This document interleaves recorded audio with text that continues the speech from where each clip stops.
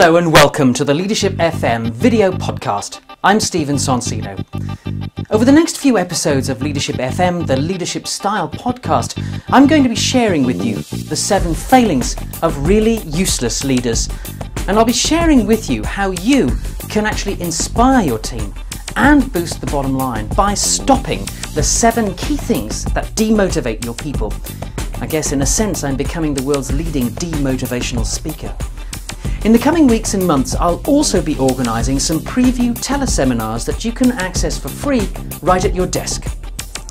What I'll be doing for you in the seminars as we count down the weeks is getting closer to the official launch of the book, and I'll give you some sneak previews of the work in progress.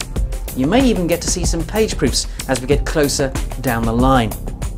But right now though, let's get straight into the content of this Leadership FM video podcast.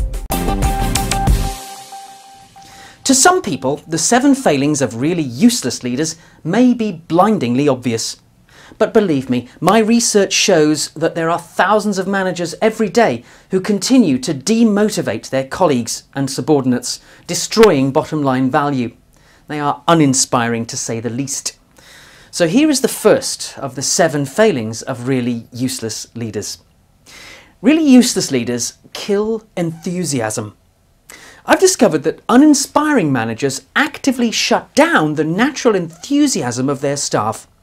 Most people are naturally enthusiastic about their jobs. We call it their intrinsic motivation.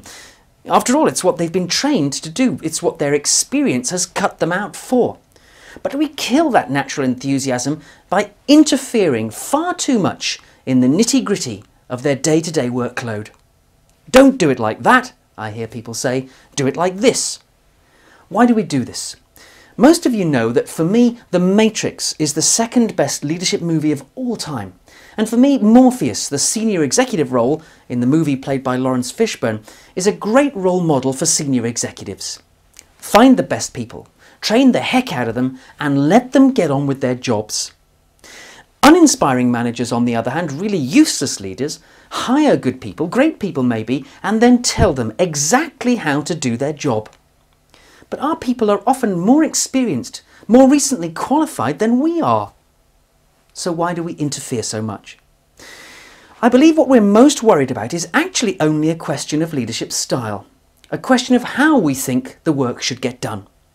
But frankly, as long as the objectives are met, the goals are met, and met well, then who cares how? Of course, in some roles, in the service industries especially, the style, the how of the task is all that matters.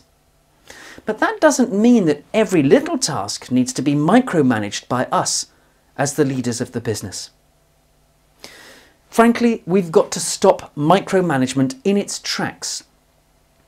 If we want to boost the performance of our people, that's what we have to do. You buy 51% of your people's effort through their pay packet. But if you want that other 49% of their discretionary effort, you're going to have to earn it. Motivation and truly effective delegation are the answers. You've got to know your people and you've got to know how to motivate people. Let's take these one point at a time. First, you've got to know your people. One great idea is to issue a short questionnaire to your new recruits. Ask them these 2 simple questions. How do you like to be managed? And how can I get the best from you? You give it to them during induction or in the early days of their work with you, and they complete it. You can then discuss the issues they raise and talk about your leadership style and how they want to be managed. Why not though? Why not use this with all your team? Issue the survey to all of your direct immediate reports. Get them to complete it too. The upshot is, whatever you choose to do, the upshot is you've got to know how your people are motivated. What do you need from me to get the best from you? You'll probably be very surprised by the answers you get. The second issue is this point about enthusiasm, enthusiastic employees. If really useless leaders kill enthusiasm, inspirational leaders must excite and enthuse their people.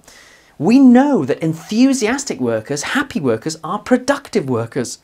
2 major surveys have set the scene for this conclusion. First, a regular poll from Gallup, the market research company, which forms the basis of a major survey called StrengthsFinder.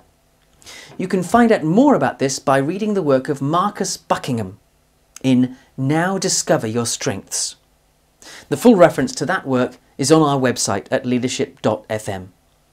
And the second survey, published in summary form in the book The Enthusiastic Employee, published by Wharton Business School, is also worth a look.